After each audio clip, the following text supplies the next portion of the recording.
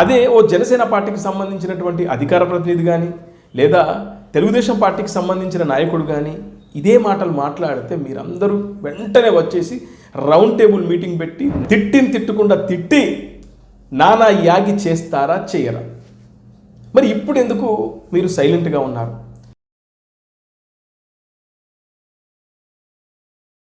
Hello friends, నేను రాజుగారు. అపర మేధావులు రౌండ్ టేబుల్ మీటింగ్ పెట్టరా అని అడుగుతున్నారు సోషల్ మీడియాలో నెటిజన్లు. ఎందుకోసం, ఎవరి కోసం ఈ రౌండ్ టేబుల్ మీటింగ్ అంటే మీ అందరికీ తెలిసిందే కదా.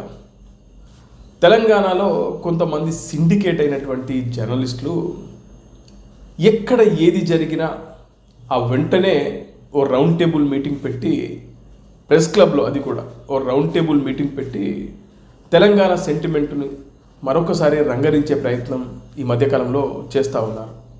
ప్రొఫెసర్ నాగేశ్వర్ ఇష్యూ, ఆయన ఏదో అమిత్ షా, పవన్ కళ్యాణ్ గారు, అదేవిధంగా నాదెండ్ల మనోహర్ కూర్చొని మాట్లాడుతున్నప్పుడు ఈయన పక్కనే ఉన్నట్లు విని ఆ తర్వాత ఆయన ఒక టీవీ ఛానల్లో కూర్చొని ఏం మాట్లాడాడో మీ అందరికీ తెలుసు.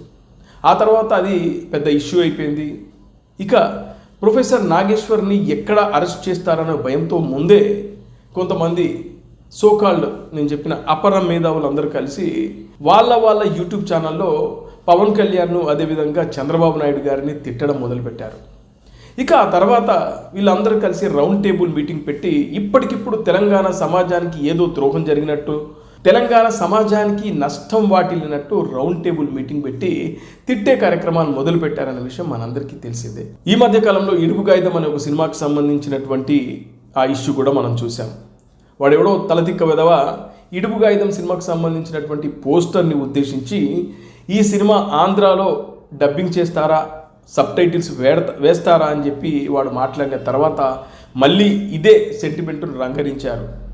ఈ అపర మేధావులందరూ కలిసి మళ్ళీ ఓ రౌండ్ టేబుల్ మీటింగ్ పెట్టి తెలంగాణకు మళ్ళీ అన్యాయం జరిగిపోతుంది అనే విధంగా వీళ్ళు పెద్ద ఎత్తున రచ్చ నానా యాగి చేశారు. ఇక చూస్తే కేసీఆర్ కూతురు కల్వకుంట్ల కవిత, ఆమె కూడా ఇడుపు కాగితం అనే సినిమాకి సంబంధించినటువంటి ఇష్యూ రాగానే దాన్ని తమకు అనుకూలంగా మలుచుకునే ప్రయత్నంలో పవన్ కళ్యాణ్ గారికి బాగా తెలుసు ఇడుపు కాగితం గురించి అంటూ ఒక పనికి మాలిన కామెంట్ చేశారు. ఇలా సమయం సందర్భం లేకుండా అనవసరంగా ప్రతి దాంట్లోకి తెలంగాణ వాదాన్ని తీసుకొచ్చి నానా యాగి చేయడం ఈ మధ్యకాలంలో మనం బాగా చూస్తున్నాం. 2023లో రేవంత్ రెడ్డి ముఖ్యమంత్రి అయిన తర్వాత జగన్మోహన్ రెడ్డిని ఉద్దేశించి ఒక కామెంట్ చేశారు ఒక మీటింగ్లో. నేను ముఖ్యమంత్రిగా అయిన తర్వాత సాటి తెలుగు రాష్ట్రానికి సంబంధించినటువంటి ముఖ్యమంత్రి జగన్మోహన్ రెడ్డి కనీసం ఒక ట్వీట్ కూడా చేయలేదు, అభినందనలు కూడా తెలపలేదు అన్నాడు. ఆ తర్వాత సాక్షి టీవీలో జరిగినటువంటి ఒక డిబేట్లో నాగార్జున యాదవ్ అనే ఒక వైఎస్ఆర్సీపీకి సంబంధించినటువంటి అధికార ప్రతినిధి రేవంత్ రెడ్డి గారిని ఉద్దేశించి, తెలంగాణ ముఖ్యమంత్రి గారిని ఉద్దేశించి పిచ్చి పిచ్చి కామెంట్లు చేశాడు. అది మీ అందరూ చూసిందే. అదేంటంటే రేవంత్ రెడ్డి గారిని జొమాటో బాయ్, స్విగ్గీ బాయ్, వాడికి జీవో కూడా చదవడం రాదు అని చెప్పి చాలా వల్గర్గా, చాలా నీచంగా, చండాలంగా మాట్లాడారు. అప్పుడు ఈ వీడియో పెద్దగా వైరల్ కాలేదు. కానీ ఇప్పుడు దాదాపు 2 సంవత్సరాల తర్వాత ఈ వీడియో సోషల్ మీడియాలో మళ్ళీ, ముఖ్యంగా ఫేస్బుక్లో మళ్ళీ దర్శనమిచ్చింది. ఇక అది చూసినటువంటి తెలంగాణ కాంగ్రెస్కి సంబంధించినటువంటి నాయకులు ఈ నాగార్జున యాదవ్ మీద కేసు పెట్టారు. ఆ తర్వాత అతన్ని పోలీసులు గుంటూరు వెళ్ళి అరెస్ట్ చేయడం జరిగింది. ఇదంతా మనకు తెలిసిందే. అయితే తెలంగాణ ముఖ్యమంత్రిని నాగార్జున యాదవ్ అనే వైఎస్ఆర్సీపీ అధికార ప్రతినిధి అంత దారుణంగా నోటికొచ్చినట్లు మాట్లాడిన తర్వాత అది 2023లోనే. సరే, అప్పుడు మీరు ఈ తెలంగాణ సెంటిమెంట్ను రంగరించాలనే ప్రయత్నం చేయలేదు. ఎందుకంటే ఎలక్షన్ దగ్గరికి వచ్చిన కొద్దీ మీరు ఆ ప్రయత్నాన్ని మొదలు పెడతారని అందరికీ తెలిసిందే. అయితే ఇప్పుడు ఆ వీడియో సోషల్ మీడియాలో బాగా వైరల్ అయిన తర్వాత, ఆ వ్యక్తిని అరెస్ట్ చేసిన తర్వాతనైనా మీరు రౌండ్ టేబుల్ మీటింగ్ ఎందుకు పెట్టలేదు? తెలంగాణ ముఖ్యమంత్రి పైన పిచ్చి పిచ్చిగా మాట్లాడినందుకు మీ నుంచి రెస్పాన్స్ ఏంటి? మీరు ప్రతిదానికి ఇడుపు కాగితం అనే సినిమా విషయంలోనూ మీరు తెలంగాణకు అన్యాయం, ద్రోహం జరిగిందని మీరు వచ్చేశారు కదా. అట్లాగే తెలంగాణ ముఖ్యమంత్రి పైన ఇష్టానుసారంగా నాగార్జున యాదవ్ అనే వ్యక్తి మాట్లాడిన తర్వాత ఒక్కరంటే ఒక్కరు ఈ అపర మేధావులు మాట్లాడలేదు. అతను ఒకడు మీ అందరికీ తెలిసిందే, పొద్దున్న లేవగానే ఒక పేపర్ అనాలిసిస్ చేస్తూ జేబులో చేతి పెట్టుకుంటాడు ఇట్లా అతను కానీ, అదేవిధంగా మన మేడం తులసి చందు కానీ, అదేవిధంగా విగ్రహాల గురించి మాట్లాడుతూ ఉంటాడు ఆయన కానీ, అదేవిధంగా సీనియర్ జర్నలిస్ట్ పాషం యాదగిరి కానీ, ఇలా ఈ మేధావులందరూ ఇప్పుడు ఏమైపోయారు?